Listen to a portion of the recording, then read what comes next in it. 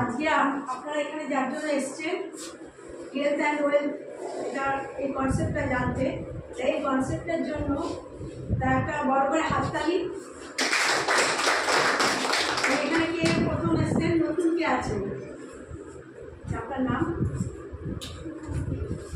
Sorry, Shubhra Nandi.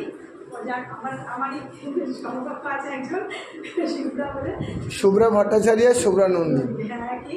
তো আমাদের এখানে হেলথ এবং ওয়েলথ এই দুটো পার্ট নিয়ে আমাদের হচ্ছে কনসেপ্টটা।